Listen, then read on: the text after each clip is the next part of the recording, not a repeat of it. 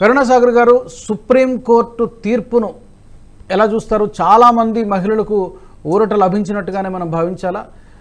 All India Muslim personal లా board దీని మీద అభ్యంతరాలు వ్యక్తం చేస్తోంది. అన్యాచురల్ అప్రోచ్ అంటూ అభ్యంతరాలు వ్యక్తం చేస్తుంది. దీన్ని రివ్యూ చేయాలని కూడా వాళ్ళు డిమాండ్ చేస్తున్నారు. ముందుగా మీ ఇనిషియల్ రియాక్షన్ ఏంటి, రిమార్క్ ఏంటి?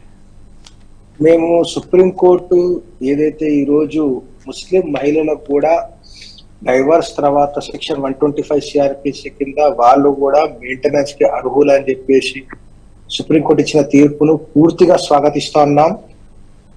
మరియు ఇది ఈ రోజు సుప్రీంకోర్టు చెప్పినటువంటి విషయం కాదు. 1985లో షాబాను కేసులో కూడా సుప్రీంకోర్టు ముస్లిం మహిళలకు 125 సిఆర్పిసి కింద మెయింటెనెన్స్ ఇవ్వాల్సిందే అని చెప్పి కూడా అప్పుడు చెప్పడం జరిగింది. అది కూడా five bench constitutional 5 judge constitutional bench చెప్పింది.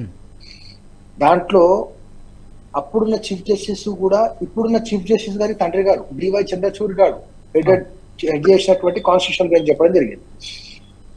సుప్రీంకోర్టు ఆ షాబాను కేసులో ఈ జడ్జిమెంట్ చెప్తూ ఒక విషయం ఏం చెప్పిందంటే 125 సిఆర్పిసి అనేది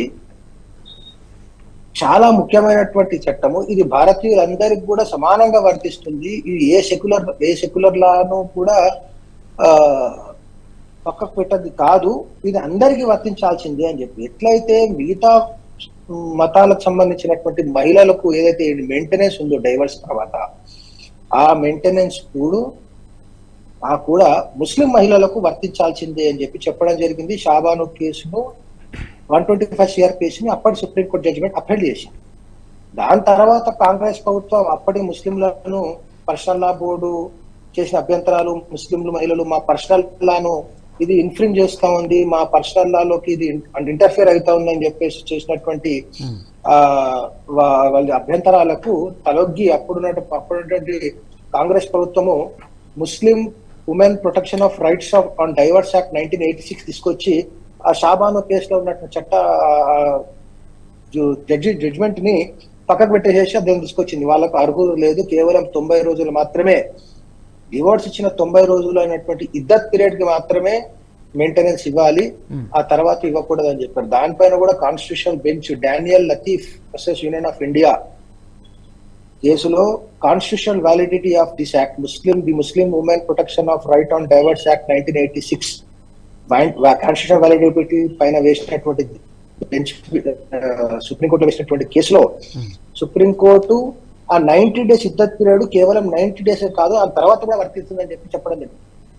ఈ రోజు దేశంలో ఉన్నటువంటి అందరూ ముస్లిం మహిళలు అందరూ కూడా చాలా హర్షించదగ్గటువంటి విషయము. అనేక మంది ముస్లిం మహిళలకు మొన్నటిదాకా ట్రిపుల్ తలాక్ బారిన పడి అన్యాయానికి గురైనటువంటి ముస్లిం మహిళలు మొన్న ట్రిపుల్ తలాక్ రద్దు చట్టంతో ఈ రోజు డైవర్స్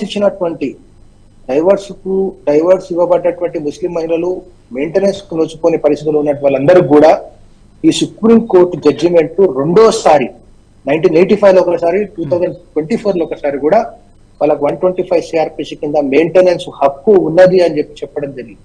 అప్పుడు ఉన్నటువంటి సుప్రీంకోర్టు జడ్జిమెంట్ షాబాను కేసులో ఇంకొక విషయం కూడా ఉల్లంఘించింది. ఆర్టికల్ 44 ప్రకారము డైరెక్ట్ ప్రిన్సిపల్స్ ఆఫ్ స్టేట్ పాలసీలో ఏదైతే సెంట్రల్ గవర్నమెంట్ తీసుకురావాల్సినటువంటి యూనిఫామ్ సివిల్ కోడ్ కూడా ఆ రోజు ప్రస్తావించింది. యూనిఫామ్ సివిల్ కోడ్ తీసుకురావాలి అందరికీ.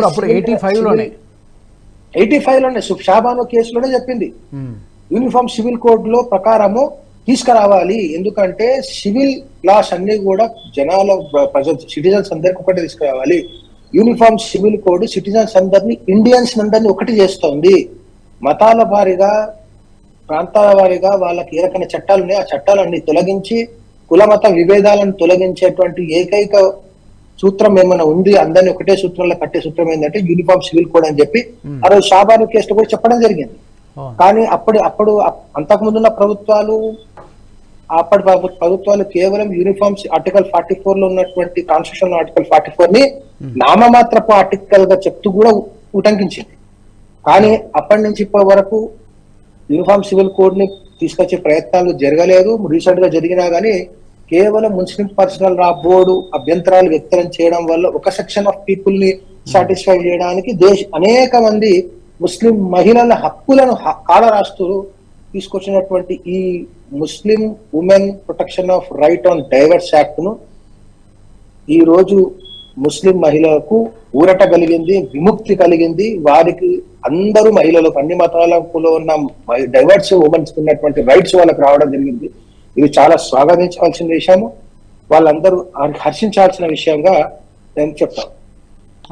ఈ వీడియో మీకు నచ్చినట్టయితే లైక్ చేయండి, 10 మందికి షేర్ చేయండి. అలాగే కామెంట్ల రూపంలో మీ అభిప్రాయాలను మాతో పంచుకోండి. Nationalist hub group of channels ను సబ్స్క్రైబ్ చేసుకుని తెలుగునాట జాతీయవాద జర్నలిజాన్ని ప్రోత్సహించండి. ఈ వీడియో కింద ఉన్న బెల్ ఐకాన్ పై క్లిక్ చేయడం మర్చిపోవద్దు.